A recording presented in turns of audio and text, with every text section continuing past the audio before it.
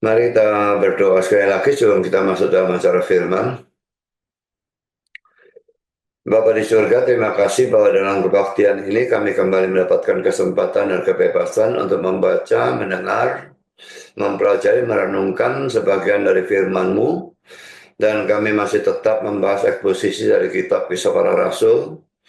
Dan kami bersyukur atas kesempatan ini.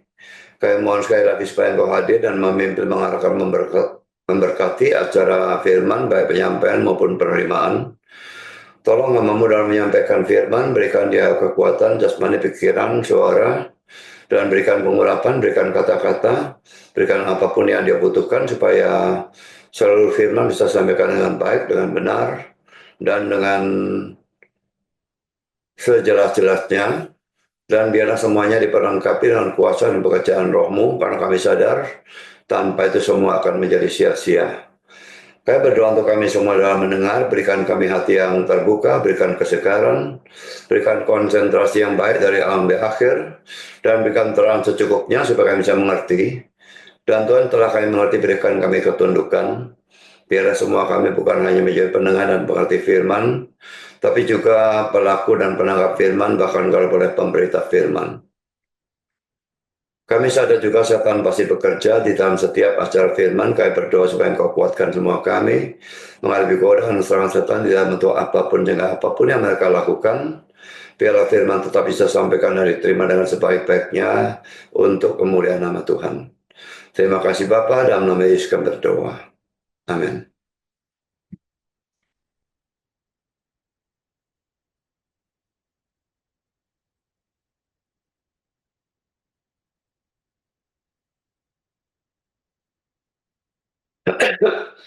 Kita membahas kisah Rasul 2 ayat 41 sampai dengan 47 ya.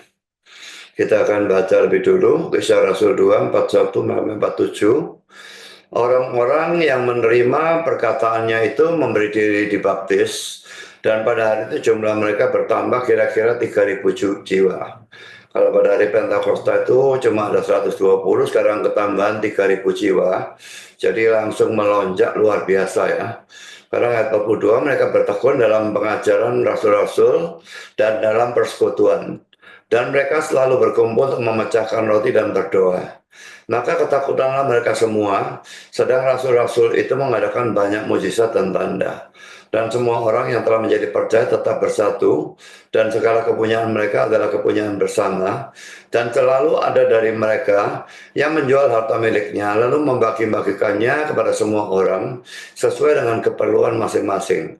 Dengan bertekun dan dengan sehati, mereka berkumpul tiap-tiap hari dalam bait Allah. Mereka memecahkan roti di rumah masing-masing secara bergilir dan makan bersama-sama dengan gembira dan dengan tulus hati sambil memuji Allah. Dan mereka disukai semua orang, dan tiap-tiap hari Tuhan menambah jumlah mereka dengan orang yang diselamatkan. Pertama kita akan menyoroti terbentuknya gereja mula-mula ya pada hari Pentakosta ini ya. Yang pertama, orang-orang itu menerima firman Tuhan yang diberitakan oleh Petrus. Dan ini ada dalam ayat 41, kita baca. Orang-orang yang menerima perkataannya itu memberi diri dibaptis. Dan pada hari itu jumlah mereka bertambah kira-kira 3.000 jiwa. Bayangkan ya, 120 naik jadi tambah 3.000. Ini pertambahan tidak tahu berapa ratus persen. Dan mungkin tidak pernah terjadi lagi di dalam gereja manapun, dan termasuk gereja pada zaman itu ya. Mungkin hanya kali ini saja ada pertobatan 3.000 jiwa itu dalam satu kali khotbah. Kata menerima ini ya, dalam ayat 21 ini oleh RSV dan NASB diterjemahkan receive, yang artinya sama, menerima, dan oleh NIV juga diterjemahkan accepted, biarpun kata bahasa Inggris yang berbeda tapi artinya sama, menerima. Tapi oleh King James diterjemahkan gladly receive, menerima dengan gembira. Nah, yang dimaksud oleh King James jelas bukan menerima dengan gembira yang bersifat hura-hura gitu ya, tapi menerima dengan sukacita gitu ya. Seorang penafsir yang bernama Ironside mengatakan, saya selalu curiga terhadap orang-orang yang selalu menerima firman dengan gembira. Karena firman seharusnya sering membuat kita harus sedih. Ingat ya, dia mengatakan sering ya, bukan selalu. Memang sukacita itu pasti ada, tapi sering juga firman itu teguran dosa dan sebagainya, mestinya membuat kita itu harus sedih atau bahkan berkabung. Ya, ini kalau firman menunjukkan dosa-dosa kita.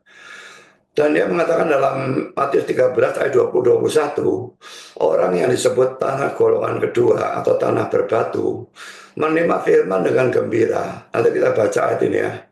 Tapi mereka lalu murtad pada waktu penindasan dan kesukaran datang.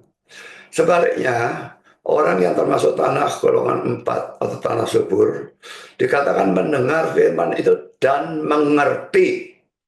Ada kata mengerti tapi tidak ada kata-kata dengan gembira. Jadi jauh lebih penting mengerti daripada menerima dengan gembira. Kita lihat di dalam Matius 13 ayat 20-21 ini ya. Benih yang ditaburkan di tanah yang berbatu-batu ialah orang yang mendengar firman itu dan segera menerimanya dengan gembira. Tetapi ini sesuatu kontras ya. Mereka menerima dengan gembira, tetapi ia tidak berakar dan tahan sebentar saja. Apabila datang penindasan atau penganiayaan karena firman itu, orang itu pun segera murtad. Ya, kalau penindasan atau penganiayaan bukan karena firman itu lain. Tapi ini karena firman itu, lalu datang penindasan dan penganiayaan. Dan ini sangat mungkin terjadi pada diri siapapun, orang Kristen yang manapun. Kita menerima firman, kita bertobat, kita percaya pada Kristus. Iman kita itu membuat orang lalu menindas kita, menganiaya kita.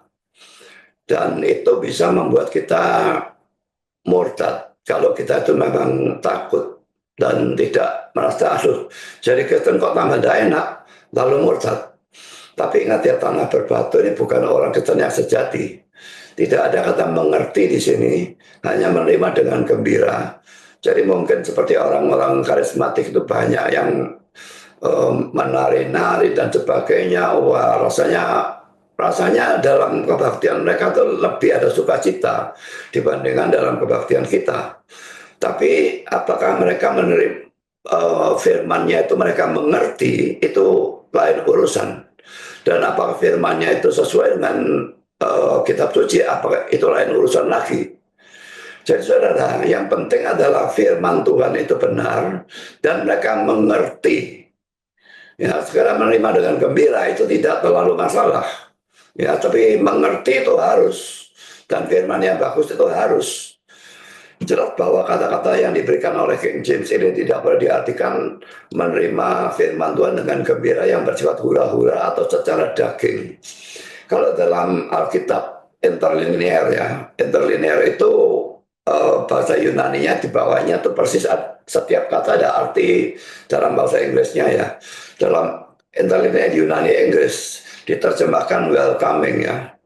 Jadi artinya adalah bahwa orang-orang itu menyambut atau menerima firman Tuhan secara positif. Dan ini jelas menunjukkan bahwa mereka percaya pada firman Tuhan itu dan mau tunduk pada firman Tuhan itu. Apakah ini adalah sikap saudara terhadap firman Tuhan? Jadi menerima secara positif tidak mungkin terjadi kalau saudara mendengarnya saja sudah ngelamun, sudah sambil ngantuk-ngantuk dan ngomong-ngomong dan sebagainya. Itu tidak mungkin. Ngerti tidak mungkin, maka menerima secara positif jelas tidak mungkin juga. Jadi saudara, semua yang mendengar firman Tuhan itu harus mendengar dengan sungguh-sungguh, dengan serius, dan menggunakan otak untuk berpikir, untuk bisa mengerti. Tidak peduli ajarannya sesukar apapun, saudara harus berusaha untuk mengerti. Dan kalau saudara sudah bisa mengerti, baru saudara bisa menyambut atau menerima firman Tuhan itu secara positif.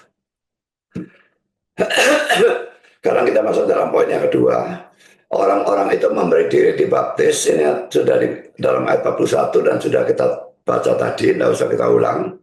Baptisan ini merupakan pertama tanda atau simbol dari penyucian dosa. Jadi bukan berarti betul-betul penyucian dosa ya, cuma tanda atau simbol. Kalau ada orang yang percaya bahwa dengan dibaptis mereka dosanya disucikan, orang itu sesat ya. Kita disucikan karena iman kita dan karena darah Kristus dan bukan karena baptisan. Poin B, saudara, tanda atau simbol persatuan dengan Kristus. Laki-laki ini cuma suatu tanda atau simbol ya. Jadi bukan baptisan itu membuat kita bersatu dengan Kristus, tetapi itu tanda atau simbol persatuan dengan Kristus. Jadi kalau kita memang percaya dan dibaptis dengan serius, dengan sungguh-sungguh, maka kita memang dipersatukan dengan Kristus. Tapi kalau baptisannya itu asal-asalan saja, maka kita tidak akan dipersatukan dengan Kristus. Dan yang poin C, suatu pengakuan kepada dunia bahwa mereka menjadi pengikut Kristus. Jadi mengapa baptisan itu harus dilakukan di depan umum? Ada orang-orang yang karena takut ya dari agama lain, mereka masuk Kristen, dan karena takut mereka dibaptis, nanti kelihatan orang, nanti mereka dianiaya, mereka dibaptis di luar negeri. So ini tidak boleh ya. Seharusnya mereka itu berani mengaku pada dunia. Dan ingat Yesus berkata, kalau kamu mengaku aku depan manusia, aku juga akan mengaku engkau depan Bapakku yang di surga. Tapi kalau engkau menyangkal aku depan manusia, aku juga menyangkal engkau depan Bapakku yang di surga. Jadi saudara, apa saudara mau diakui oleh Kristus atau disangkal oleh Kristus? Sekarang saudara menolak Kristus, menolak untuk mengakui Kristus, nanti akan ditolak untuk diakui juga. Dan itu celaka sekali kalau itu terjadi. Jadi baptisan itu harus sebetulnya dilakukan di depan umum. Dan itu suatu wujud pengakuan kepada dunia. Aku dulu bukan Kristen, aku dulu kafir, aku dulu agama A, agama B. Tapi sekarang aku adalah pengikut Kristus. Harus berani mengaku. Sekarang kita masuk dalam poin D, tanda atau simbol suatu kehidupan yang baru dan pemutusan dengan hidup yang lama. Pemutusan dengan hidup yang lama itu jangan dianggap, oh istri lama diputuskan, anak yang dulu itu dibuang semua, lalu rumah yang lama dibuang, ganti rumah baru dan sebagainya, mobil yang lama dibuang, diganti baru. Ini hidup yang lama dalam arti hidup yang berdosa itu yang dibuang ya. Diputuskan dengan hidup yang berdosa itu, dan hidup kita itu harus diusahakan untuk makin lama makin kudus. Memang justification dan sanctification, pembenaran dan pengudusan, itu tidak pernah boleh dipisahkan. Kalau orang betul-betul percaya, dia akan mengalami justification, dia dibenarkan di hadapan Allah. Dan kalau dia mengalami justification, tidak bisa tidak, sanctification ini akan menyusul, tidak bisa tidak. Kalau tidak pernah ada sanctification atau pengudusan sama sekali, justification-nya itu omong kosong. Dan kalau justification-nya itu omong kosong, imannya juga omong kosong. Dia cuma orang pesen KTP. Apakah saudara ada pengudusan dalam kehidupan saudara? Kalau tidak ada, berarti justification-nya itu tidak ada juga. Dan itu berarti iman saudara, iman palsu. Dan itu tidak akan memasukkan saudara ke surga. Cepatlah bertobat kalau memang tidak ada pengudusan. Supaya betul-betul saudara beriman dan betul-betul menerima justification dan betul-betul mengalami atau melaksanakan sanctification itu. Saat 3.000 orang dalam Kisah Rasul 2 ayat 41 itu ditambahkan 420 orang dalam Kisah Rasul 1 ayat 15, dan semua ini membentuk gereja yang mula-mula ini ya. Sekarang saudara, poin yang kedua kita membahas tentang gereja yang mula-mula ini. Pertama kita membahas tempatnya ya. Ayat 46 menunjukkan bahwa tempat yang mereka pakai adalah bait Allah dan rumah mereka masing-masing. Ayat 46 saya akan bacakan. Dengan bertekun dan dengan sehati, mereka berkumpul tiap-tiap hari dalam bait Allah. Mereka memecahkan roti di rumah masing-masing secara bergilir dan makan bersama-sama dengan gembira dan dengan tulus hati. Jadi mungkin kalau yang berkumpul dalam bait Allah itu yang secara semua gitu ya. 3.000 orang itu tidak ada tempat lain yang cukup besar untuk bisa dibuat berbakti selain di dalam bait Allah ya. Tapi saya tidak ngerti kenapa orang-orang Yahudi yang non-Kristen, imam-imam dan sebagainya itu kok mengizinkan kalau misalnya berbakti di bait Allah ya. Tapi juga ada kebaktian yang di rumah masing-masing dan itu dalam kelompok-kelompok kecil kelihatannya ya. Jadi kalau dikatakan seperti ini dalam ayat 46, maka konsekuensinya adalah poin A ini ya. Jelas bahwa mereka tidak mempunyai gedung gereja. Bait Allah, pertama bait Allah itu bukan gedung gereja, karena bait Allah adalah tempat ibadah dari agama Yahudi ya. Jadi itu bukan gereja. Sekalipun mungkin itu merupakan tipologi dari gereja ya, tapi itu bukan gereja ya. Orang Kristen abad pertama selalu berbakti di rumah biasa, dan kita bisa melihat itu dalam banyak tempat. Mari kita lihat ya, Roma 16 ayat yang kelima.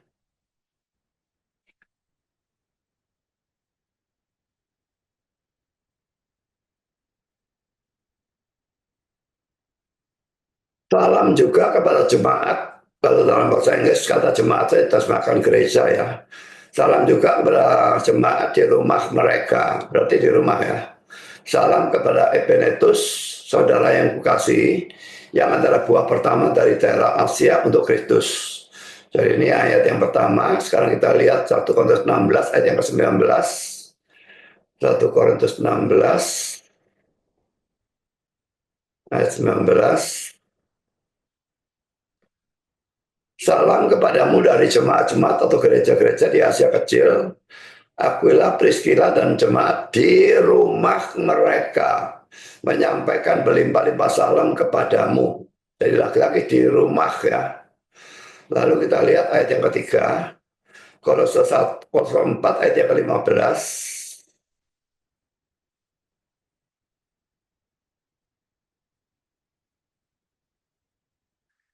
Sampaikan salam kami kepada saudara-saudara di Laodikia, juga kepada Nimfa dan jemaat atau gereja yang ada di rumahnya. Nah, lalu kita lihat lagi Filemon ayat 2, karena hanya satu pasal, maka pasalnya tidak perlu ditulis ya. Filemon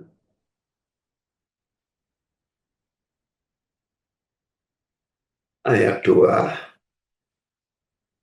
Dan kepada Apfia, saudara perempuan kita, dan kepada Arkhipus, teman seperjuangan kita, dan kepada jemaat di rumahmu, laki-laki di rumahmu. Jadi saudara, kebaktian di rumah itu banyak pada saat itu. Ya, di Indonesia kalau kebaktian di rumah seringkali dibubarkan oleh orang-orang yang intoleran. Tetapi pada zaman itu rasanya tidak ada kecuali waktu Paulusnya itu muncul, lalu mereka dianiaya dan ditangkapi dan dibunuh dan sebagainya ya. Jelas bahwa gedung gereja bukan syarat mutlak suatu gereja.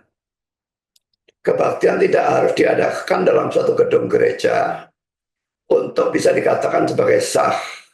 Nah, ini ada orang dari satu gereja yang saya kira tidak perlu saya sebutkan namanya, yang pernah mengatakan bahwa gereja di ruko dan restoran dan mall dan sebagainya itu tidak sah. Gereja itu kebaktian itu harus diadakan di gedung gereja, dan gedung gereja itu harus yang atapnya lancip ini lalu ada salibnya. Itu omong kosong dan itu kurang ajar ya. Dia tidak mau jemaat dia itu berpindah ke gereja lain, sehingga lalu mengatakan seperti itu. Padahal sebetulnya jemaat gereja mula-mula ini kalau memang omongan dia benar, berarti mereka ini tidak pernah kebaktian tidak sah semua. Karena mereka tidak punya gedung gereja. Jadi pada waktu mereka tidak punya gedung gereja, mereka boleh kebaktian dimanapun. Kalau misalnya ada hutan atau ada pantai atau ada apa yang sepi pokoknya, yang memungkinkan berkumpul banyak orang lalu berbakti di sana, boleh-boleh saja dilakukan. Saya dulu waktu di Malang, kami pernah pergi ke kebun raya di Purwodadi atau Purwosari, itu saya lupa namanya itu ya. Dan kami masuk dan cari tempat yang sepi dan kebaktian di sana. Itu pernah dilakukan. Dan tidak ada masalah untuk melakukan hal seperti itu. Jadi kalau kita misalnya mau kebaktian seperti itu, pada misalnya suatu liburan yang panjang lalu pergi ke luar kota bersama-sama dan kebaktian di sana, tidak ada masalah. Coba repotnya itu tidak semua orang bisa ikut itu loh. Ya, tapi kalau semua orang bisa ikut, maka itu sama sekali bukan masalah ya. Sekarang kita masuk di dalam poin B, penggunaan bait Allah adalah sesuatu yang aneh. Mengapa mereka tetap pergi ke bait Allah? Apakah itu berarti bahwa mereka tetap menganut agama Yahudi, tapi juga menganut kekristenan, berarti mereka melakukan sinkretisme. Sinkretisme itu menganut dua agama atau lebih ya. Jelas tidak mungkin ya. Lalu mengapa mereka berbakti di bait Allah? Pertama, mereka tidak memutuskan hubungan dengan orang-orang Yahudi supaya mereka bisa memberitakan Injil kepada mereka. Ya, jadi kalau diputuskan hubungannya dengan orang-orang Yahudi, mereka tidak bisa memberitakan Injil. Jadi mereka berbakti kepada Allah. Saya tidak mengerti bagaimana caranya. Eh, Apakah terpisah dengan orang Yahudi? Saya tidak mengerti bagaimana. Mungkin ini bisa ditanyakan pada ChatGPT ya. Coba kita lihat ya. Ini ayat berapa tadi? Ayat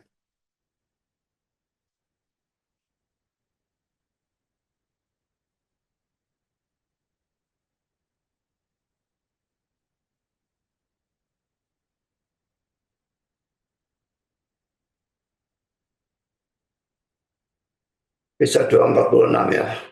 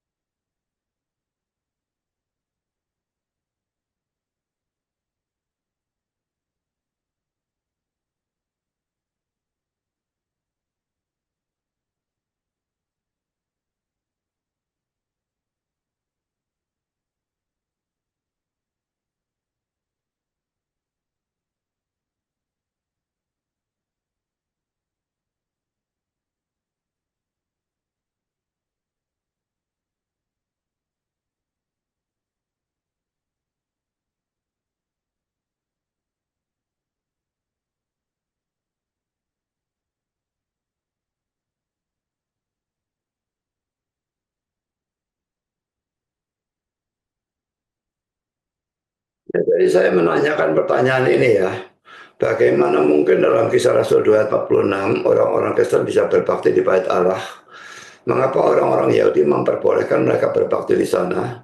Dan apakah mereka berbakti bersama-sama dengan orang-orang Yahudi yang tidak percaya? Nah, coba kita lihat apa jawabannya ya.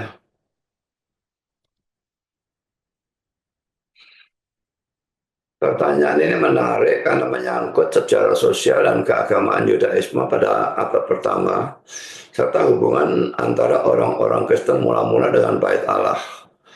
Satu, mengapa orang Kristen bisa berbakti di bait Allah? Kekristenan mula-mula masih bagian dari Yudaisme. Pada tahap awal, pengikut Yesus dianggap sebagai salah satu sekte dalam Yudaisme, Haireseis dalam bahasa Yunani, seperti yang disebutkan dalam kisah 24 ayat 14. Coba kita lihat kisah 24 ayat 14 ya.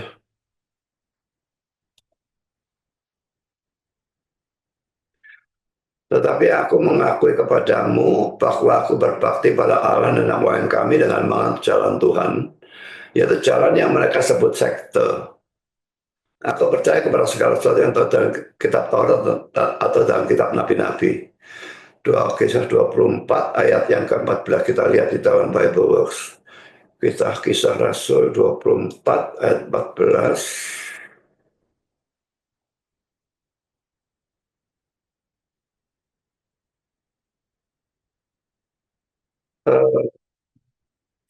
Ini saya kira yang dimaksudkan ya. Ini disebut heresi malah ya. Ya memang kata Yunani-nya hieresis ya, hieresis. Dan dari situ diturunkan kata heresi atau bidat sebetulnya. Tapi kalau ini terjemahkan sekte ya. Jadi ini poin pertama. Oh maaf. Kedua, tidak ada larangan bagi orang Kristen di Bait Allah. Bait Allah bukan hanya tempat ibadah, tapi juga pusat kehidupan sosial dan agama bagi semua orang Yahudi, termasuk mereka yang percaya kepada Yesus. Selama mereka masih mengakui adat istiadat Yahudi, mereka tidak dilarang datang ke sana. Jadi ini saya baru tahu juga, saudara ya. Nah, nanti saya tidak pernah mendapatkan ini dari buku tafsiran ya. Lalu teladan Yesus dan Rasul-Rasul, Yesus sendiri sering mengajar di Bait Allah. Yohanes 7 ayat 14 dan Lukas 19 ayat 47. Dan para rasul mengikuti pola ini. Bahkan setelah kebangkitan Kristus, mereka tetap setia menghadiri Bait Allah karena menganggap diri mereka sebagai umat Israel yang telah menerima Mesias. Kedua, mengapa orang Yahudi tidak mengusir mereka? Perlindungan dalam jumlah yang besar. Setelah Pentakosta, jumlah orang Kristen bertambah hingga ribuan. Kisah 241 dan Kisah 4 ayat 4. Sulit bagi otoritas Yahudi untuk langsung mengusir mereka tanpa menyebabkan gejolak sosial yang besar. Lalu dukungan dari orang Yahudi yang tidak percaya. Banyak orang Yahudi menghormati mereka karena mereka tetap menjalankan hukum Taurat dan kehidupan religius Yahudi. Bahkan Kisah Rasul 2 ayat 47 mengatakan bahwa mereka disukai oleh semua orang. Lalu poin ketiga, tidak langsung dipersekusi atau dianiaya ya. Meskipun kemudian terjadi persekusi seperti terhadap Stefanus di Kisah 7, pada awalnya otoritas Yahudi tidak segera menindak mereka. Mungkin karena mereka tidak melihat orang Kristen sebagai ancaman besar, atau karena mereka masih mempertimbangkan dampak sosial dari tindakan keras. Poin ketiga, apakah mereka berbakti bersama orang Yahudi yang tidak percaya? Ya, mereka berbakti, mereka beribadah bersama. Orang Kristen mula-mula masih berpartisipasi dalam ibadah Yahudi di Bait Allah. Mereka menghadiri jam-jam doa, Kisah Rasul 3 ayat 1. Coba kita lihat Kisah Rasul 3 ayat 1. Pada suatu hari menjelang waktu sembahyang, yaitu pukul 3 petang, naiklah Petrus dan Yohanes ke Bait Allah. Ya, jadi mereka masih mengikuti waktu doanya Yahudi ya.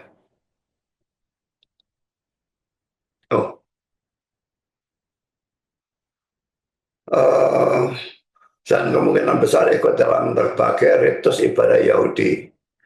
Poin kedua, namun ada pembedaan meskipun mereka hadir bersama. Orang Kristen juga memiliki persekutuan tersendiri di rumah-rumah. Ya, ini yang Kisah Rasul 246 tadi ya.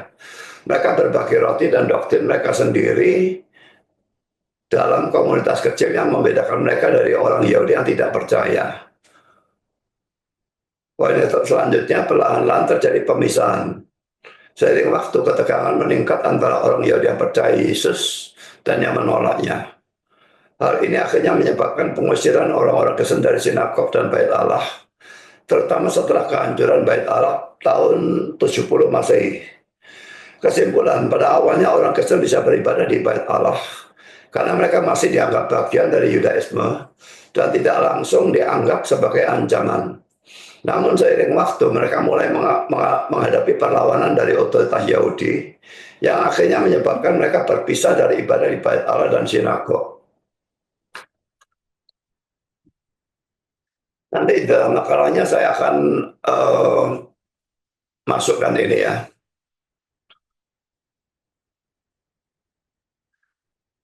Jadi saya kira nanti saya masukkan di sini saja supaya saya tidak lupa, nanti saya berikan tempat ya.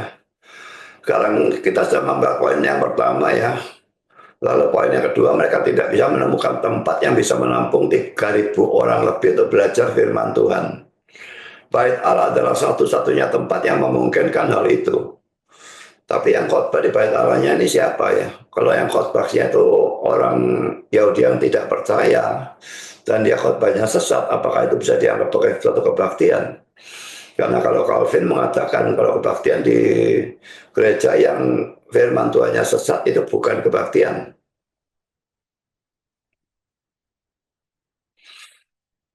Kita tanyakan lagi ya.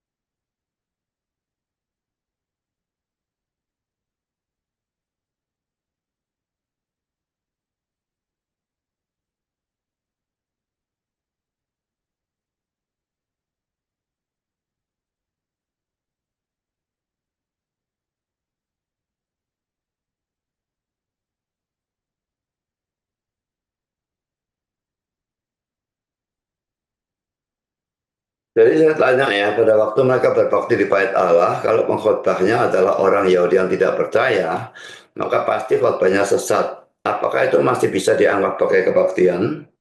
Kita lihat jawaban ChatGPT ya. Ini adalah pertanyaan teologis yang sangat penting. Jika orang-orang Kristen mula-mula beribadah di bait Allah bersama orang Yahudi yang tidak percaya, dan jika pengajaran yang diberikan di sana berasal dari para imam atau ahli Taurat yang menolak Yesus, apakah itu masih bisa disebut kebaktian? Mari kita analisis beberapa poin kunci ya. Pertama, definisi kebaktian dalam konteks Kristen. Dalam Perjanjian Baru, ibadah Kristen, latreia dalam bahasa Yunani, tidak lagi berpusat pada sistem korban bait Allah, tetapi pada Kristus sendiri, Roma 12 ayat 1 dan Ibrani 13 ayat 15. Dalam pengertian ini, kebaktian Kristen tidak dapat sepenuhnya terjadi di bawah pengajaran yang menolak Kristus. Namun dalam tahap awal kekristenan, orang percaya masih menghadiri ibadah di bait Allah sebagai bagian dari kebiasaan Yahudi mereka. Mungkin mereka lebih menganggapnya sebagai kesempatan untuk berdoa dan mendengar kitab suci dibacakan, meskipun mereka tidak setuju dengan semua pengajaran yang diberikan. Kedua, bait Allah sebagai tempat bukan sistem ibadah Kristen. Kisah Rasul 24 ayat 46 mengatakan bahwa mereka berkumpul di bait Allah setiap hari, tetapi juga mengadakan persekutuan sendiri di rumah-rumah. Ini menunjukkan bahwa kehadiran mereka di bait Allah mungkin bukan dalam rangka kebaktian Kristen dalam pengertian yang kita pahami sekarang, melainkan sebagai bagian dari kehidupan keagamaan Yahudi mereka. Lalu ada beberapa poin di sini. Poin pertama, mereka mungkin hadir dalam jam-jam doa, Kisah Rasul 3 ayat 1, atau untuk mendengar pembacaan kitab suci. Poin kedua, mereka tidak melakukan sakramen perjamuan kudus di bait Allah, melainkan di rumah-rumah mereka sendiri. Ketiga, mereka memiliki komunitas yang berbeda dari orang Yahudi yang tidak percaya. Dengan demikian, sekalipun mereka berada di bait Allah, itu tidak otomatis berarti bahwa mereka menganggapnya sebagai kebaktian Kristen. Lalu poin ketiga, pengajaran sesat di bait Allah. Jika pengajaran yang diberikan di bait Allah berasal dari imam-imam atau ahli Taurat yang menolak Kristus, maka memang ada kemungkinan pengajaran tidak benar atau bahkan menyesatkan. Tetapi ada beberapa faktor yang perlu dipertimbangkan. Poin pertama, tidak semua ajaran di bait Allah salah. Kitab suci Perjanjian Lama tetap dibacakan di sana, dan itu masih merupakan firman Allah yang benar. Masalahnya bukan pada pembacaan Taurat dan Mazmur, tapi pada interpretasi dan ajaran tambahan dari pemimpin Yahudi. Ya, jadi mereka mendengarkan pembacaannya, tapi kalau khotbahnya salah, khotbahnya tidak usah digubris, begitulah. Para rasul tetap mengajar di sana. Kisah Para Rasul 5 ayat 42 mencatat bahwa para rasul setiap hari mengajar di bait Allah dan dari rumah ke rumah.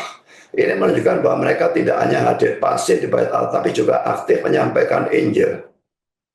Lalu Yesus sendiri mengajar di bait Allah. Sebelum kebangkitannya, Yesus sering mengajar di bait Allah. Meskipun ada banyak pemimpin agama yang menentangnya. Lukas 19 ayat 47. Ini menunjukkan bahwa tempat itu masih bisa digunakan untuk mengajar kebenaran, meskipun ada orang-orang yang menolak kebenaran tersebut. Poin keempat, apakah itu bisa disebut kebaktian? Jika definisi kebaktian adalah ibadah yang sejati pada Allah melalui Kristus dengan firman yang benar, maka ibadah di bait Allah bukanlah kebaktian Kristen dalam pengertian penuh. Namun karena masih ada elemen ibadah sejati, seperti doa dan pembacaan firman Tuhan, kehadiran mereka di sana tetap memiliki nilai rohani. Tetapi karena pengajaran di sana belum mengakui Kristus, orang-orang Kristen mula-mula juga mengadakan persekutuan seni di rumah-rumah yang lebih mirip kebaktian Kristen yang sesungguhnya. Kesimpulan, satu, orang Kristen awal hadir di bait Allah, bukan untuk kebaktian Kristen, tetapi karena mereka masih bagian dari kehidupan Yahudi dan ingin menyampaikan Injil di sana. Dua, pengajaran di bait Allah bisa saja sesat karena diberikan oleh orang-orang Yahudi yang tidak percaya pada Yesus. Tapi orang Kristen tetap hadir karena di sana ada doa dan pembacaan kitab suci. Kalau pembacaan kitab sucinya ini pasti benar, tapi kalau doanya ini kan belum tentu benar ya. Kalau misalnya mereka berdoa supaya Mesiasnya datang, padahal Mesiasnya sudah datang. Nah ini doanya ya salah juga kan.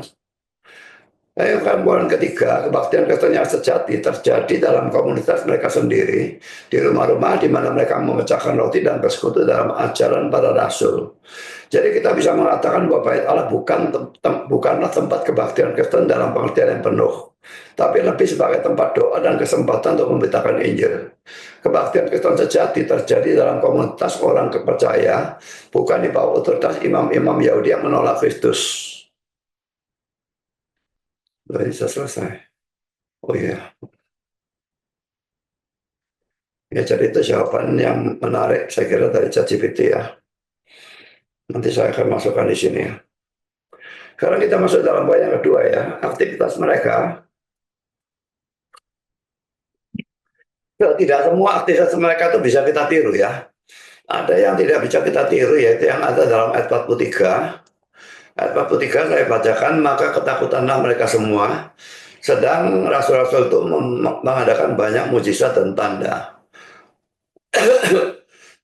Poin A, perhatikan bahwa hanya rasul-rasul yang melakukan mujizat dan tanda. Zaman sekarang banyak orang menganggap bahwa semua orang Kristen harus bisa melakukan mujizat. Tapi kalau saudara membaca seluruh kisah rasul, saudara akan melihat bahwa itu tidak benar. Hanya rasul dan orang yang mempunyai jabatan yang tinggi yang bisa melakukan hal-hal itu. Rasul-rasul memang mendapat perintah khusus dari Kristus dalam Matius 10 ayat 5 sampai dengan ayat 8. Kita akan baca ya. Matius 10 ayat 5 sampai 8.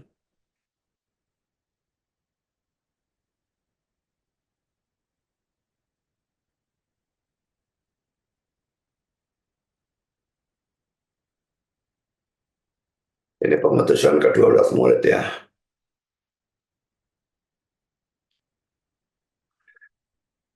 Matius 10, 5 sampai 8. Ke-12 murid itu diutus oleh Yesus dan ia berpesan kepada mereka, janganlah kamu menyimpang ke jalan bangsa lain atau masuk ke dalam kota orang Samaria. Melainkan pergilah pada domba-domba yang hilang dari umat Israel. Pergilah dan beritakanlah kerajaan surga sudah dekat. Sembuhkanlah orang sakit, bangkitkanlah orang mati, tahirkanlah orang kusta, usirlah setan-setan. Kamu telah memperolehnya dengan cuma-cuma, karena berikanlah pula dengan cuma-cuma.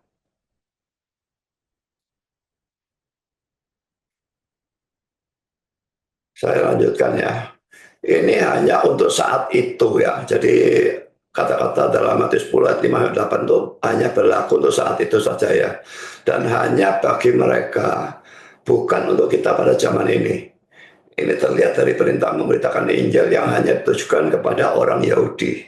Juga pada ayat itu ada perintah untuk membangkitkan orang mati, sesuatu yang jelas tidak pernah bisa dilakukan pada zaman ini.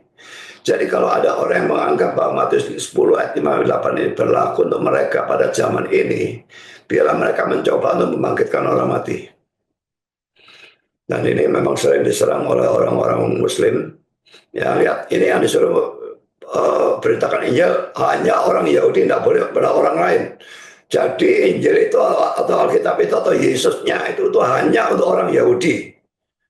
Nah, mereka tidak pernah mau membaca Matius 28 ayat 19 dan mereka anggap itu tidak asli laginya. Dan itu omong kosong ya, Matius 28, 19, 20 itu asli ya. Sekarang saya lanjutkan dengan poin B.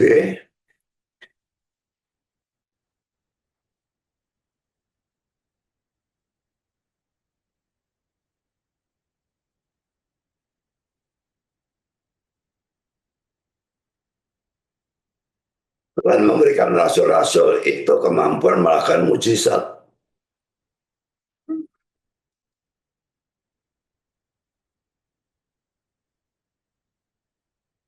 Dan ini menyebabkan mereka semua ketakutan. Siapa mereka ini? Yang ketakutannya siapa? Ada dua pandangan. Pertama, orang Kristen. Kalau ini yang benar, maka takut di sini artinya adalah, kalau dalam bahasa Inggris, reference ya. Jadi takut, hormat yang begitu hebat sampai ada rasa takut di dalamnya. Jadi hormat, takjub, kagum gitu ya. Lalu tafsiran yang kedua adalah orang non-Kristen. Kalau ini yang benar, maka itu menunjukkan bahwa Allah membuat mereka takut. Dengan tujuan supaya gereja yang baru lahir itu terlindung.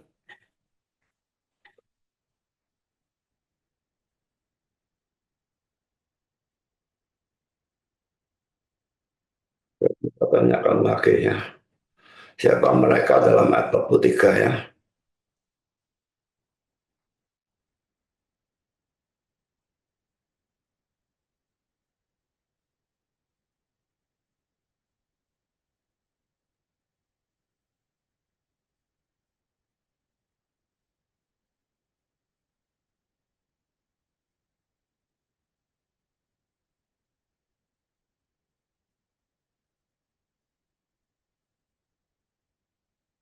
Jadi pertanyaan saya, siapa mereka dalam kisah 243? Orang Kristen atau non-Kristen? Ini sudah tidak usah kita baca ya, sudah kita baca tadi. Untuk menentukan siapa yang dimaksud dengan mereka semua, kita harus melihat konteksnya, terutama ayat-ayat sebelum dan sesudahnya. Konteks kisah para rasul 2, 41, 47, ayat-ayat sebelumnya membahas tentang pertobatan besar yang terjadi setelah khotbah Petrus di hari Pentakosta. Kisah Rasul 241, orang-orang yang menerima perkataan itu memberi diri baptis, dan pada hari itu jumlah mereka bertambah kira-kira 3.000 jiwa. Kisah 242, mereka bertekun dalam pengajaran Rasul-Rasul dan dalam persekutuan. Kisah 2 ayat 44, dan semua orang yang telah menjadi percaya tetap bersatu. Lalu kisah 247, dan tiap-tiap hari Tuhan menambah jumlah mereka dengan orang yang diselamatkan. Dari ayat-ayat ini terlihat bahwa ada dua kelompok orang yang disebutkan dalam pasal ini. Pertama adalah orang percaya, mereka bertobat, dibaptis, dan bertekun dalam pengajaran Rasul-Rasul. Kedua, orang luar non-Kristen, mereka yang belum percaya tapi melihat kejadian luar biasa yang terjadi di antara orang percaya. Sekarang poin kedua, apakah mereka semua dalam ayat 43 merujuk pada orang percaya atau non-Kristen? Ada dua kemungkinan. Jadi dia juga kemungkinan ya, dia tidak bisa memastikan. Poin A, jika mereka semua merujuk pada orang percaya, bisa diartikan bahwa ketakutan atau phobos dalam bahasa Yunani di sini adalah rasa hormat dan kekaguman akan mukjizat yang dilakukan oleh para rasul. Dan ini sama dengan apa yang tadi saya katakan ya. Lalu poin kedua, ini berarti bahwa orang Kristen mula-mula sangat terkesan dan dihormati oleh pekerjaan Allah di tengah-tengah mereka. Dan poin ketiga ini selaras dengan ayat 42 yang menunjukkan bahwa mereka bertekun dalam pengajaran Rasul-Rasul yang menunjukkan sikap takut akan Tuhan.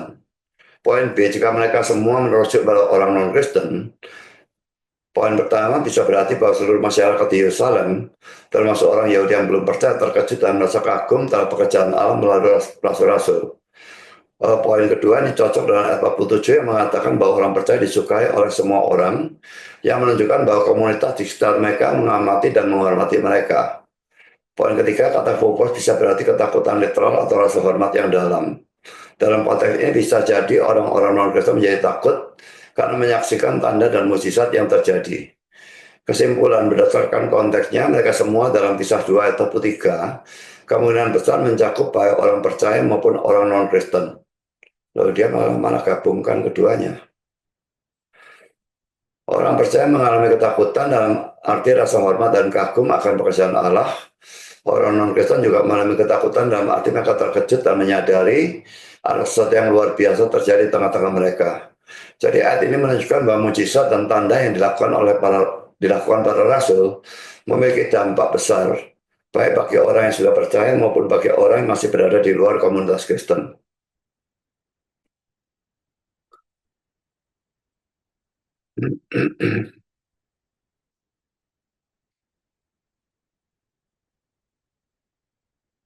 Jadi nanti saya masukkan juga di sini ya.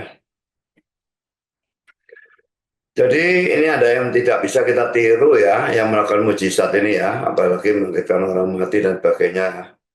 Tapi ada yang bisa kita tiru ya, dan ini yang penting kita perhatikan. Pertama, penekanan firman Tuhan kita lihat dalam ayat 42. Mereka bertekun dalam pengajaran rasul dan dalam persekutuan. Dan mereka selalu berkumpul untuk memecahkan roti dan berdoa. Nah ini tentu saja bisa kita tiru. Ada 4 hal yang disebutkan dalam ayat 42. Pertama ada pengajaran rasul-rasul. Kedua ada persekutuan. Ketiga ada kata berkumpul untuk memecahkan roti. Dan keempat berdoa. Jadi firman Tuhan atau pengajaran rasul-rasul ditempatkan pada ranking pertama. Dalam semua gereja, firman Tuhan harus menduduki tempat terutama atau paling penting. Kalau dalam Katolik, saudara, yang paling penting itu ekaristinya, perjamuan kudusnya ya. Khotbahnya paling maksimum 8 menit. Gila enggak? Hamba Tuhan sendiri juga mengutamakan, hamba Tuhan sendiri harus mengutamakan firman Tuhan. Memang hamba Tuhan juga punya tugas-tugas lain seperti besuk, konseling, rapat, dan sebagainya. Tetapi semua itu tidak boleh menggeser firman Tuhan. Firman Tuhan tetap terpenting ya. Dan firman Tuhan itu bukan cuma dia khotbah, tapi dia belajar mempersiapkan khotbah dengan sungguh-sungguh. Kalau cuma banyak khotbah, tapi tidak pernah persiapan, ini khotbahnya nanti tidak ada isinya. Saya lanjutkan, jemaat juga harus menekankan firman Tuhan. Kalaupun nama Tuhan menekankan firman Tuhan, tapi kalau jemaatnya tidak, maka tidak ada gunanya. Pendetanya menekankan firman, belajar mati-matian, khotbahnya panjang lebar mendalam, jemaatnya ngantuk atau tidur, maka tidak ada gunanya. Ada 2 hal yang oleh jemaat sering lebih dipentingkan daripada firman Tuhan ya. Jadi ini jangan ditiru ya kalau yang ini ya. Pertama adalah puji-pujian. Ini khususnya dalam gereja-gereja Pentakosta dan karismatik ya. Kadang-kadang pujian-pujian mereka itu bisa sampai berjam-jam ya. Saya pernah diundang ke Tuban dan dalam perjalanan Surabaya ke Tuban itu saya diantar jemput ya. Dan waktu saya dijemput itu sebetulnya waktunya cukup. Tapi apa yang terjadi dalam perjalanan Surabaya Tuban itu, fan beltnya itu putus 2 kali berturut-turut. Dia bilang, ini mobil dibawa ke Bandung, ke Jakarta, kemanapun tidak apa-apa. Tapi dari Surabaya ke Tuban, Bapak Budi putus 2 kali berturut-turut. Jelas setan menyerang karena saya mau ke Tuban itu untuk memberitakan Injil. Dan putus 2 kali berturut-turut menyebabkan kami datang ke sana itu terlambat 1,5 jam. Dan saya pikir, wah 1,5 jam ini sudah bagaimana nih ya. Ternyata mereka belum selesai dengan puji-pujiannya. Saya masih duduk di sana, tunggu dulu sampai puji-pujian selesai, baru saya khotbah. Jadi puji-pujiannya itu lebih panjang dari 1,5 jam, atau 1,34 atau 2 jam. Baru masuk acara firman. Saudara, ini ada orang-orang Kristen yang senang puji-pujian, dan ini menyebabkan mereka mencari gereja yang puji-pujiannya bagus, tanpa peduli ajarannya bagaimana. Ini jelas sekali salah. Memang puji-pujian juga penting. Dan karena itu jangan lalu tidak ikut menyanyi dalam kebaktian. Tetapi bagaimanapun juga, puji-pujian tidak sepenting firman Tuhan. Jadi kalau cari gereja yang satu bagus puji-pujiannya, yang satu bagus firman Tuhannya, pilih yang bagus firman Tuhannya, bukan pilih yang bagus puji-pujiannya. Apa gunanya puji-pujiannya bagus kalau firman Tuhannya tidak karu-karuan? Saya bisa malah sesat. Nah, hal yang kedua yang oleh jemaat sering lebih dipentingkan daripada firman Tuhan adalah persekutuan. Ini menyebabkan mereka pergi ke gereja di mana mereka mempunyai banyak teman. tidak peduli ajaran gerejanya bagaimana, atau mereka tidak mau meninggalkan gereja lama mereka yang mereka tahu jelas-jelas sesat hanya karena di sana mereka punya banyak teman. Ini juga salah. Memang persekutuan penting dan harus diusahakan, tetapi persekutuan tidak sepenting firman Tuhan. Apa gunanya persekutuan dengan banyak orang kalau semuanya sesat? Kalau firmannya sesat, maka semua akan sesat. Dan apa gunanya persekutuan dengan orang sesat? Kita tidak pernah disuruh persekutuan dengan orang sesat. Persekutuan dengan saudara seiman, itu yang harus dilakukan. Tapi jemaat juga bisa jatuh pada ekstrem yang sebaliknya, yaitu hanya menekankan firman dan meremehkan hal-hal yang lain. Karena itu mereka datang terlambat dalam kebaktian, karena hanya mau mendengar khotbah. Ini jelas juga salah. Pertama, itu tidak disiplin, itu sikap tidak hormat kepada Tuhan. Dan kedua, puji-pujian itu tetap juga adalah sesuatu yang penting. Saudara, bahwa firman Tuhan adalah yang terpenting, tidak berarti bahwa hal-hal yang lain seperti doa, puji-pujian, dan persekutuan boleh diabaikan. Satu hal yang perlu disoroti dari abad 42 dalam persoalan belajar firman Tuhan adalah kata bertekun. Belajar firman Tuhan harus dilakukan dengan tekun. Dan ada dua hal yang perlu ditekankan tentang bertekun ini ya.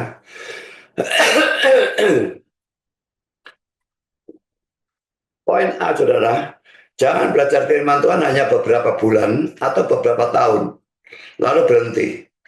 Amsal 19 ayat 27 berbunyi, hai anakku, jangan lagi mendengarkan didikan kalau engkau menyimpang juga dari perkataan-perkataan yang memberi pengetahuan.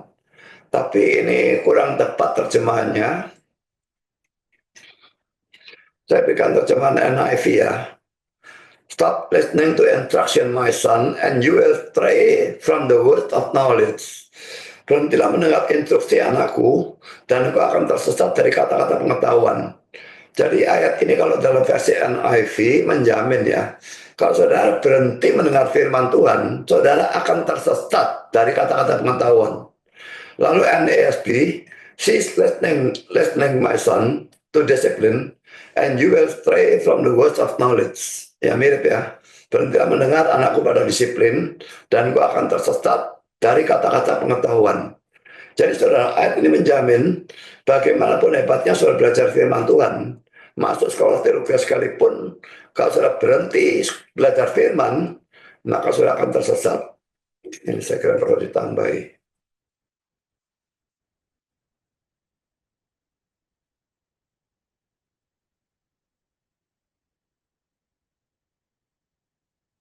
Sekarang kita masuk dalam poin B ya. Belajarlah firman Tuhan secara rutin dan jangan hanya kadang-kadang. Ingat bahwa sekalipun pemberitaan firman Tuhan yang bersifat insidental ya, seperti misalnya mengadakan camp, retreat, seminar, KKR, dan sebagainya itu penting. Tapi firman Tuhan yang bersifat rutin, kebaktian itu kan tiap minggu. Pemahaman Alkitab gereja kita itu tiap Selasa. Saat teduh itu mestinya tiap hari. Jauh lebih penting dan berguna bagi pertumbuhan iman kita.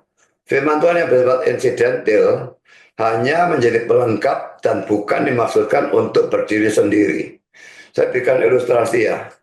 Ada dua orang anak, yang pertama diberikan makanan biasa secara rutin, ya nasi dengan telur atau daging sedikit dengan sayur dan sebagainya, makan sederhana tapi 3 kali sehari. Dan yang kedua, diberi makanan yang istimewa di restoran yang termahal, tapi hanya 3 bulan sekali. Saya tanya saudara, yang bertumbuh yang mana dari dua anak ini? Yang kedua mati saudara. Dikasih makanan 1 kali saja, lalu berhenti, mati dia. Kan itu kita disebut sebagai domba, kita tidak pernah disebut sebagai ular atau buaya. Kalau ular atau buaya bisa sekali makan banyak, lalu berhenti. Bisa. Tapi kalau domba tidak bisa. Makan rumput 1 gerobak lalu tidak makan 3 bulan, tidak mungkin. Dia harus makan tiap hari. Kami kita masuk dalam poin yang kedua.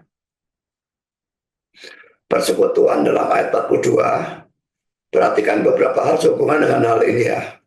Poin A, mereka sering berkumpul. Di dalam poin pertama ini ayat 42 selalu berkumpul. Lalu ayat 44 mengatakan tetap bersatu. Ini tentu tidak berarti bahwa mereka tinggal serumah. Tapi artinya bahwa mereka sering bertemu dan mereka sehati. Sebagai penerapan, saudara ikutlah dalam acara-acara yang membina persekutuan. Seperti camp, perjamuan kasih, persekutuan rumah tangga. Ini sudah jarang, itu tidak pernah kita lakukan sekarang ya, tapi dulu pernah kita lakukan. Juga berilah waktu sebelum dan sesudah kebaktian untuk bisa bersekutu. Jadi saat datang ke gereja itu seharusnya sedikitnya 15 menit sebelum kebaktian dimulai. Dan pulang itu jangan langsung pulang, tapi bersekutu dulu satu sama lain. Sekarang kita masuk dalam poin B, mereka saling menolong dalam ayat 44 dan ayat 45. Belum saya tuliskan, kita bakal baca Kisah Rasul 2, 44, 45.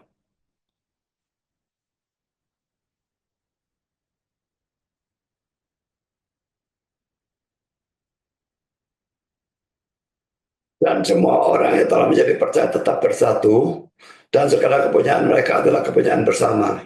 Dan selalu ada dari mereka yang menjual harta miliknya, lalu membagi-bagikannya kepada semua orang sesuai dengan keperluan masing-masing.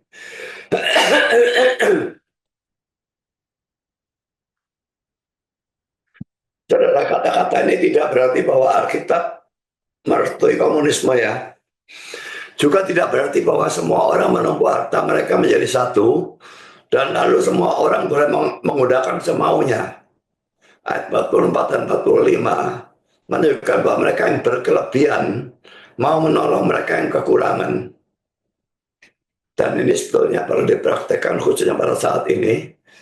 Saat ini dalam masa Prabowo ini masa yang sangat sukar ya. Dan negara kita ini korupsinya luar biasa, sampai dalam Pertamina itu dia operasi dan pakainya lalu 1.000 triliun. Bayangkan, betul-betul sesuatu kegilaan yang tidak karu-karuannya. Dan ini membuat kehidupan menjadi sukar bukan main. Apa sudah mau melakukan hal yang serupa? Keadaan sekitar kita membentuk kita menjadi orang egois yang tidak peduli penderitaan orang lain. Dan ini menyebabkan pada waktu kita membaca ayat 44 dan 45 ini, kita merasa bahwa ini merupakan suatu tindakan yang ekstrim. Padahal itu adalah tindakan kasih.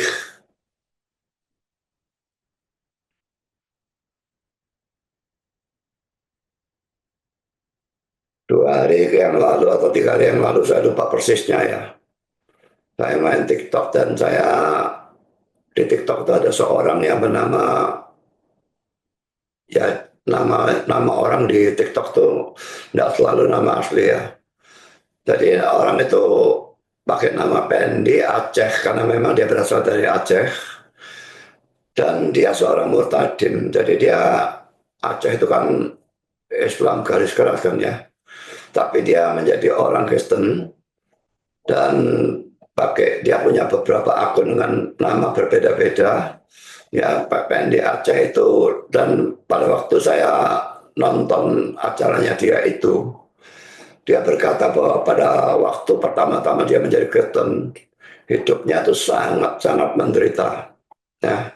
Jadi keluarganya menentang dia dan ya macam-macam, segala macam seperti itu ya. Apalagi orang-orang Aceh yang lain, nah, itu semua menentang dia, bisa-bisa dia dibunuh kalau dia pergi ke Aceh. Tahun pertama itu dia sangat menderita, tahun kedua, ketiga itu mulai berkurang, dan tahun selanjutnya itu dia sudah ada pelayanan, sehingga ya agak lumayan lah ya. Dan dia berkata dia masih tetap melakukan penginjilan, sekalipun sudah ada pelayanan, tetap dia melakukan penginjilan. Dan dia pergi masuk ke kampung-kampung dan sebagainya untuk memberitakan Injil. Saya tidak tahu dia sekarang itu tinggal di mana, tapi rasanya bukan tinggal di Aceh. Kalau dia tinggal di Aceh, dia dibunuh bisa. Dia pergi ke tempat lain, tidak tahu di mana, dan dia memberitakan Injil, masuk kampung, keluar kampung. Dan pada waktu saya mendengar itu, saya tergerak untuk memberikan persembahan pada dia, persembahan kasih gitu ya, untuk mendukung pelayan dia. Dan lalu saya DM dia. DM itu istilah dalam TikTok ya. Jadi kan saya nggak punya nomor WA dia, tapi saya tetap bisa melalui akun dia menuliskan, tolong berikan nomor rekening kamu, aku mau membantu kamu pokoknya dalam keuangan untuk pelayananmu. Jadi dia lalu memberikan nomornya dan saya transfer sejumlah uang kepada dia untuk membantu pelayanannya. Jadi saudara, kita sebetulnya orang yang semua orang yang memberitakan Injil mestinya kita bantu kalau mereka kekurangan, kalau mereka sudah ada yang mendukung ya tidak masalah ya. Tapi kalau orang-orang itu melakukan pelayanan yang benar ya dan mereka kekurangan, kita harus saling membantu. Saya mau membantu gereja manapun kalau gereja itu benar dan gereja itu kekurangan. Tapi saya tidak mau membantu gereja yang kekurangan tapi gereja sesat. Biar kekurangan, biar hancur, saya tidak peduli. Yang mau saya bantu itu hanya orang yang benar. Orang yang betul-betul memberitakan Injil dan betul-betul mengajarkan firman Tuhan yang baik. Sekarang saya lanjutkan dengan poin C. Mereka makan bersama-sama, ini ada dalam ayat 46 tadi. Dan mereka melakukan semua itu dengan gembira, tulus hati sambil memuji Allah. Ini ayat 46. Jadi saudara, persekutuan adalah sesuatu yang sangat penting. Tanpa hal ini gereja tidak bisa bertumbuh. Ada banyak orang yang membutuhkan kasih dan perhatian. Jika kalau mereka masuk ke suatu gereja dan tidak mendapatkan hal itu, mereka akan keluar lagi. Nah sekarang akan saya berikan hal-hal yang merusak persekutuan ya. Pertama adalah sikap acuh tak acuh. Ada orang baru datang juga tidak disapa, tidak digubris ya. Ini sikap acuh tak acuh terhadap orang yang baru datang ya. Yang pertama kali datang. Ya, yang kedua iri hati. Kita iri hati ya sama orang itu bisa punya mobil, kita naik sepeda motor atau bahkan naik Grab ya, naik becak, naik apa. Nah iri hati ini membuat kebencian. Seperti Kain iri hati sama Habil sehingga akhirnya membunuh Habil ya. Lalu ada kebencian atau ketidaksenangan. Ya ini selalu bisa saja ada. Dalam gereja selalu ada orang-orang yang dalam tanda petik bencekno ya. Memang ada yang seperti itu. Tapi orang-orang seperti itu harus itu dipertobatkan sebetulnya ya. Lalu poin keempat yang merusak persekutuan paling parah ini adalah gosip atau fitnah. Jadi saudara jangan percaya segala yang saudara dengar ya. Uji dulu apakah ini benar atau tidak. Nah, karena orang yang memberikan gosip atau fitnah ini seringkali pintar sekali, jangan ngomong siapa-siapa ya. Padahal dia ngomong sendiri. Kalau dia ngomong jangan ngomong siapa-siapa, kenapa dia ngomong kepada orang itu? Dia ngomong kepada orang itu tujuannya justru supaya orang itu nyebarkan, tapi ngomongnya jangan ngomong pada siapa-siapa. Kenapa dia sering ngomong kepada orang itu? Hati-hati dengan orang yang ngomong seperti itu.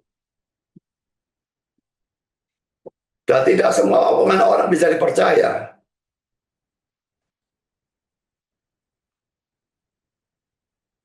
Lalu kemunafikan. Kalau kita bersikap munafik, siapa yang senang dengan orang yang munafik? Kecuali kalau kita begitu bodoh sehingga kita tidak tahu kalau dia munafik dan kita menganggap dia betul-betul orang baik. Tapi kalau kita tahu bahwa orang ini munafik, cuma luarnya baik tapi dalamnya busuk. Tidak ada orang senang dengan orang munafik, mana bisa terjadi persekutuan. Lalu poin yang keenam, kata-kata yang menyakitkan hati. Jangan sembarangan menggunakan kata-kata yang menyakitkan hati ya. Dan yang ketujuh adalah hutang. Ini menyebabkan orang yang berhutang itu sungkan ketemu. Hutang tapi dia belum bayar. Akhirnya dia datang ke gereja. Karena takut ketemu orang yang kepada siapa dia berhutang malah ditagih. Tapi ada orang yang berhutang dan bayar. Tapi dia tidak punya rasa malu sama sekali. Yang memberikan hutang yang takut ketemu sama dia. Makanya saya tidak senang memberikan hutang. Dan sebetulnya orang Kristen tidak boleh berhutang. Itu memalukan Tuhan ya. Tutup lubang, gali lubang, tutup lubang, gali lubang. Kecuali kalau saudara pergi ke toko, lupa bawa uang, nggak bawa uh, kartu juga, apa tuh, ATM juga nggak bawa, duit nggak bawa. Dan saudara pengen beli barang atau pengen beli makanan, utang duitmu ya sama teman saudara, lalu nanti tak bayar di rumah. Saudara punya uangnya, tapi saudara nggak bawa, nah itu tidak masalah. Tapi kalau memang nggak punya uang, lalu kekurangan uang dan terpaksa hutang, kenapa dia bisa kekurangan uang? Bukankah Tuhan berjanji bahwa kalau orang mengutamakan Tuhan, mencari kerajaan Allah dan kebenarannya, Tuhan akan mencukupi orang itu sedikitnya dalam kebutuhan pokok, dia akan dicukupi. Matius 6 ayat 33. Jadi kalau orang sampai bisa kekurangan uang sampai harus berhutang, mesti ada sesuatu yang salah di dalam kehidupan orang itu. Atau dia orang yang belum percaya, atau dia tidak mengutamakan Tuhan dan kerajaannya. Maka janji Tuhan itu tidak berlaku. Jadi bagi saudara yang sampai kekurangan, sampai perlu berhutang, coba introspeksi. Apakah Matius 6 ayat 33 itu sudah saudara lakukan? Dan apakah saudara betul-betul adalah orang yang sungguh-sungguh sudah percaya Kristus? Jadi secara hutang ini sesuatu yang membahayakan ya. Pertama, risiko tidak dibayar. Apalagi kalau hutangnya itu besar. Dan kedua, ini membuat rusaknya persekutuan. Kalau hutang tidak dibayar, tentu saja yang memberikan hutang jadi jengkel. Janji 1 bulan, akhirnya mundur. Ditagih-tagih tidak dibayar-bayar. Rasanya yang nagih ini jadi kayaknya seperti dia yang nyari utang. Pada waktu berhutang, wah janjinya mulu-mulu, pasti aku bayar ini itu. Sampai pada waktu ditagih, ceritanya jadi lain sama sekali. Dan seringkali yang ditagih utangnya itu jadi garangnya, galaknya itu melebihi yang orang yang memberikan hutang. Ini jelas bajingan. Dan demikian juga orang dipinjam uangnya itu bisa takut bertemu dengan yang, karena takut diminta pinjaman lagi. Jadi yang sudah 1 kali dipinjam, wah dia sedang tidak punya duit, saya tahu dia tidak punya duit, nanti saya dekat sama dia, saya diminta utang lagi, tidak mau dekat. Nah ini merusak persekutuan saudara. Jangan berutang.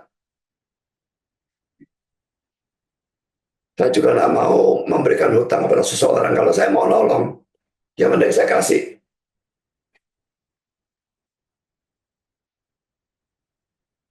Karena hutang itu menjengkelkan.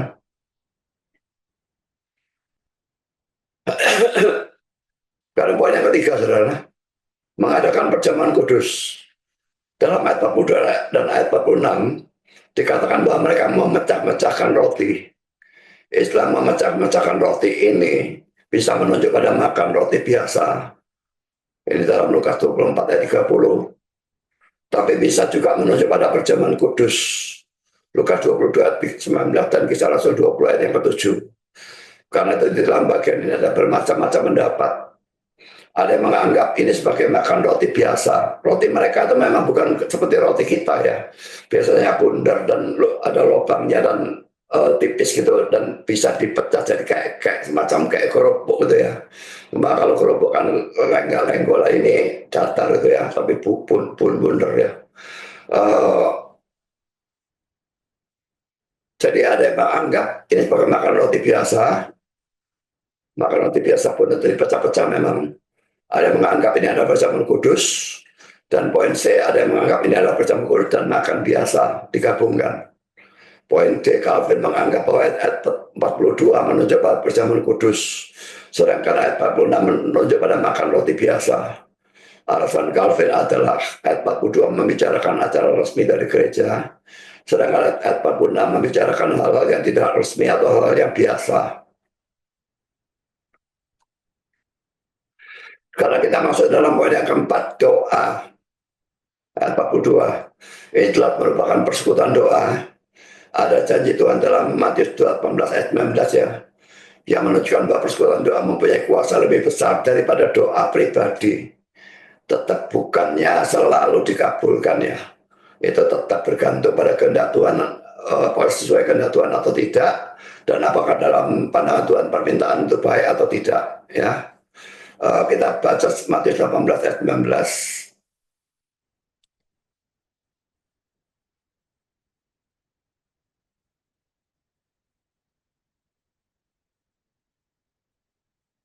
Dan lagi aku berkata kepadamu, jika dua orang daripadamu di dunia ini sepakat meminta apapun, permintaan mereka itu akan dikabulkan oleh Bapakku yang di surga. Saudara, ini bukan berarti kata-kata ini mesti dimutlakkan ya. Jadi kita harus menafsirkan ayat dengan ayat. Jangan niru orang-orang muslim yang menyerang kita. Mereka tabrak-tabrakan ayat ya. Dan ini dua orang sepakat meminta apapun juga. Apakah kalau dua orang kemudian berdoa lalu minta pesawat terbang lalu Tuhan kasih? Semua tetap harus ditafsirkan dengan misalnya 1 Yohanes 5:14. Doa dikabulkan kalau sesuai dengan kehendak Tuhan. Dan juga Matius 7 ayat 11. Kalau yang diminta itu baik, tentu saja baik dalam sudut pandang Tuhan. Baru dikasih. Dan kalau Tuhan anggap tidak baik atau tidak sesuai kehendak Tuhan, minta sampai kamu bungkuk tak bakal dikasih.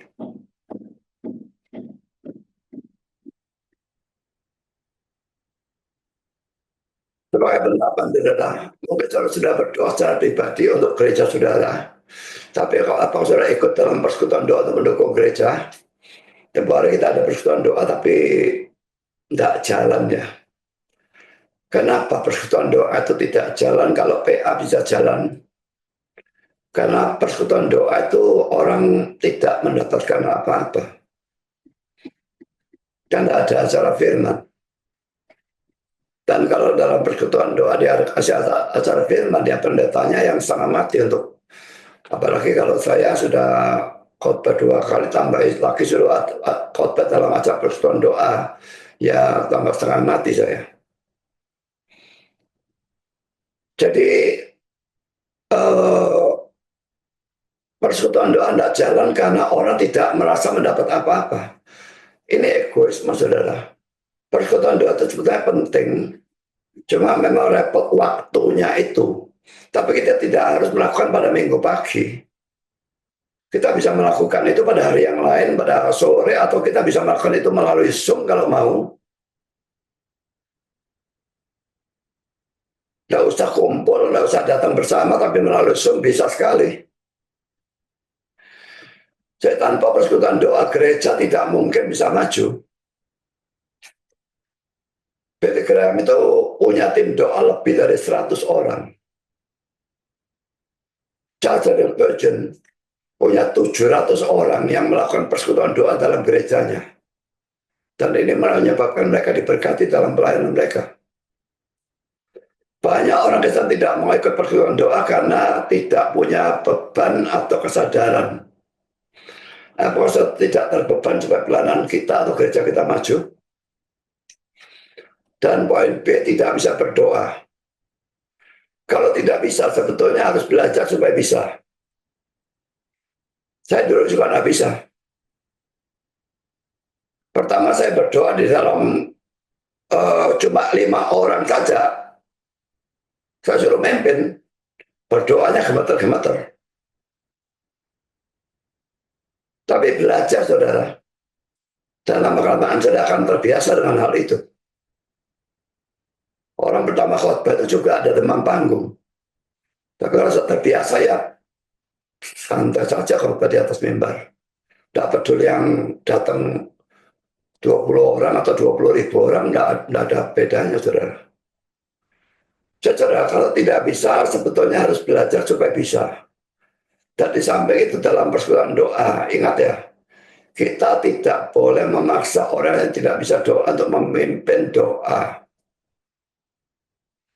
Jadi mesti dikatakan tidak boleh ya. Jadi saudara, kalau dalam persekutuan doa itu ada orang baru, saudara tanya, saudara bisa berdoa? Kalau enggak, ya enggak perlu doa, ngikuti saja, enggak masalah. Jadi jangan dipaksa. Nanti dipaksa dia karena mau datang lagi. Juga pada waktu ada acara Natal atau apa waktu makan, kalau nunjuk orang untuk berdoa itu saudara tanya dulu orang itu bisa berdoa atau enggak. Jadi jangan maksa orang untuk berdoa di muka umum karena tidak semua orang bisa. Lalu poin C, saudara, banyak orang tidak mau ikut persekutuan doa karena sibuk. Saya punya sebuah buku yang berjudul Too Busy Not to Pray. Terlalu sibuk untuk tidak berdoa. Dan ini menunjukkan bahwa makin sibuk seseorang, makin ia tidak bisa tidak berdoa. Makin sibuk, makin harus banyak berdoa. Kalau makin sibuk tapi makin tidak berdoa, kesibukan saudara nanti tidak ada gunanya. Poin D, merasa tidak mendapat apa-apa. Kalau ikut pemahaman Alkitab, senang karena merasa dapat berkat, mengerti firman Tuhan. Tapi kalau ikut persekutuan doa, tidak mendapat apa-apa. Dan saudara, ini egoisme. Kita harus mau datang untuk memberi, bukan hanya untuk menerima. Juga saudara, persekutuan doa harus dilakukan dengan tekun. Ayat 42 dalam terjemahan Indonesia tadi ada 2 kalimat. Tapi seharusnya hanya 1 kalimat.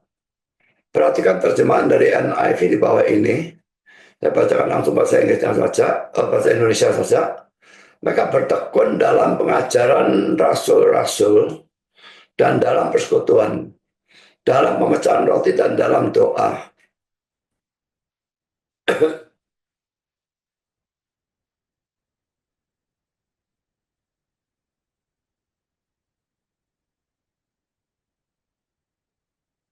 Jadi kata bertekun dalam ayat 42 itu juga ditujukan kepada persekutuan doa ya.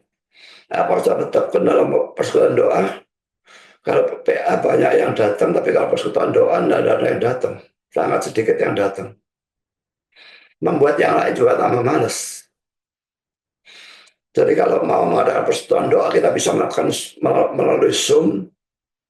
Itu tidak membutuhkan biaya banyak dan tidak perlu repot. Jadi nanti pengurusnya boleh pikirkan kita mau persekutuan doa pada hari Sabtu atau gimana, dan melalui Zoom. Sekarang sudah kita lanjutkan dengan poin yang ketiga ya, akibat aktivitas mereka itu. Pertama, mereka disukai oleh semua orang. Ini dalam ayat 47.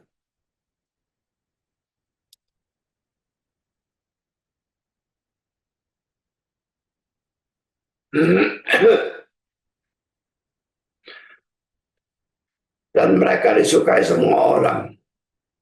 Dan tiap-tiap hari Tuhan menambah jumlah mereka dengan orang-orang yang diselamatkan. Jadi saudara, karena mereka bertekun dalam firman, bertekun dalam doa, bersekutu dan sebagainya, dan ada kasih di antara mereka saling membagi-bagikan berkat dan sebagainya, maka mereka disukai semua orang.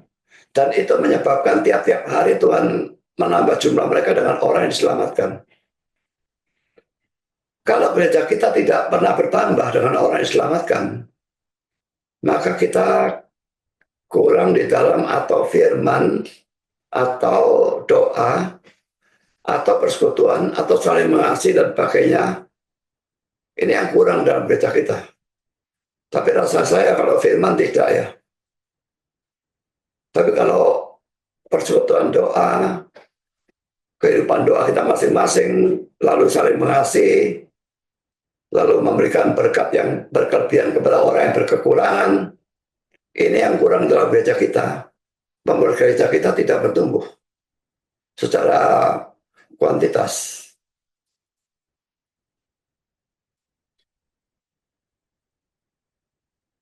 Pada waktu menafsirkan ayat-ayat seperti ini, kita juga harus memperhatikan ayat-ayat seperti ini ya. Matius 10, 34 sampai 36.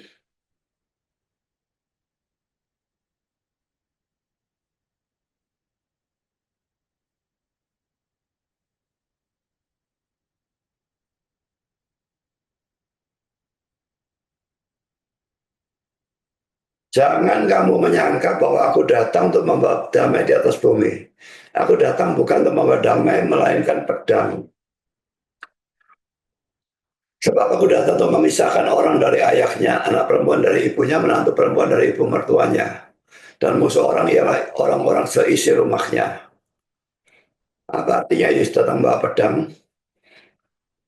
Kalau dia diberitakan, saudara, atau kalau dia datang dan dia memberitakan Injil, keluarga yang tadinya seluruhnya kafir, sebagian percaya, sebagian tidak, lalu terjadi gontok-gontokan antara yang tidak percaya dan yang percaya. Itu artinya dia datang membawa pedang. Dan dia akhirnya terjadi perpisahan antara orang dari ayahnya, anak perempuan dari ibunya, dan sebagainya. Jadi tidak selalu terjadi seperti dalam ayat 47 tadi, mereka disukai oleh semua orang. Lalu mari kita lihat lagi Yohanes 15 ayat 18 sampai 20. Yohanes 15 ayat 18 sampai dengan 20.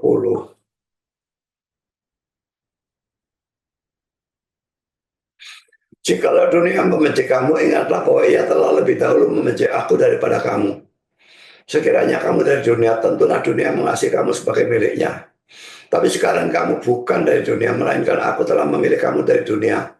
Itulah dunia membenci kamu. Ingatlah apa yang telah kukatakan kepadamu. Seorang hamba tidak lebih tinggi daripada tuannya. Jikalau mereka telah menganiaya aku, mereka juga akan menganiaya kamu. Jikalau mereka telah menuruti firmanku, mereka juga akan menuruti perkataanmu.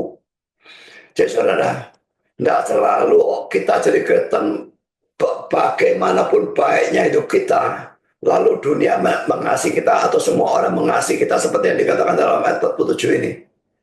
Karena di sini Yesus berkata dunia membenci kita. 2 Timotius 3:12.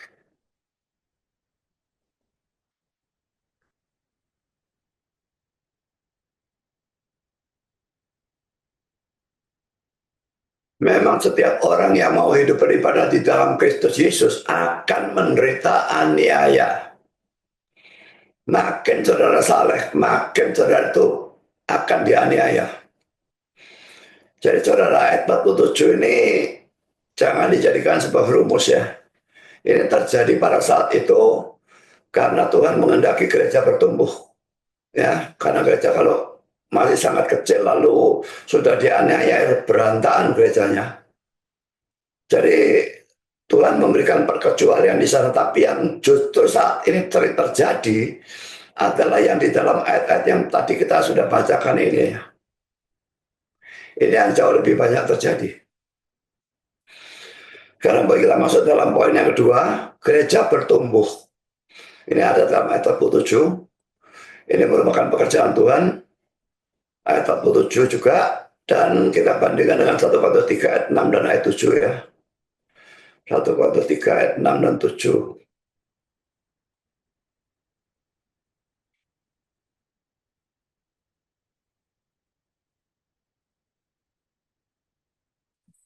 Maksudnya dia Paulus memberitakan Injil ya. Apolos menyiram itu pengajaran, tetapi Allah yang memberi pertumbuhan. Karena itu yang penting bukanlah yang menanam atau yang menyiram, melainkan Allah yang memberi pertumbuhan. Kita harus melakukan tugas kita masing-masing. Memberitakan Injil, mengajar. Yang karunianya menginjil, menginjil. Yang karunia mengajar, mengajar. Yang punya karunia keduanya, melakukan keduanya. Tapi saudara, bukan karena kita lalu terjadi pertumbuhan. Allah yang memberi pertumbuhan. Dan karena itu kita harus banyak berdoa supaya Allah bekerja dan memberikan pertumbuhan, baik kuantitas maupun kualitas kepada gereja kita, maupun kepada semua gereja yang benar.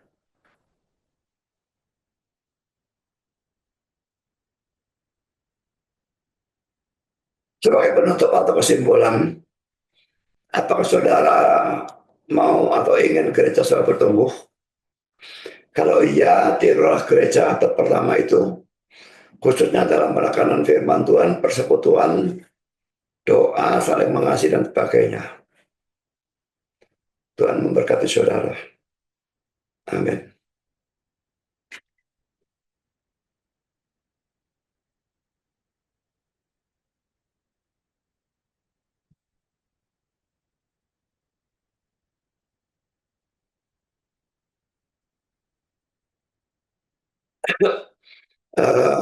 Kita berdoa sekali lagi.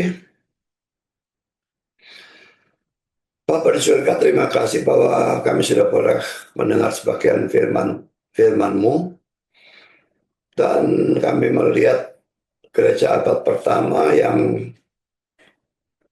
sangat bagus kalau bisa kami teladani dalam pengajaran firman Tuhan, dalam ketekunan mereka dalam belajar, ketekunan mereka dalam berdoa atau mengadakan persekutuan doa, juga saling mengasihi dan persekutuan yang indah di antara mereka, yang menyebabkan mereka dikasihi oleh semua orang atau disukai oleh semua orang. Semua itu memang sangat sukar untuk dilakukan, tapi kami berdoa supaya Engkau memberikan kami kemampuan untuk meniru gereja abad pertama yang baru kami bahas, sehingga gereja kami pun bisa bertumbuh secara kuantitas maupun kualitas. Terima kasih Bapak, dalam nama Yesus kami berdoa. Amin.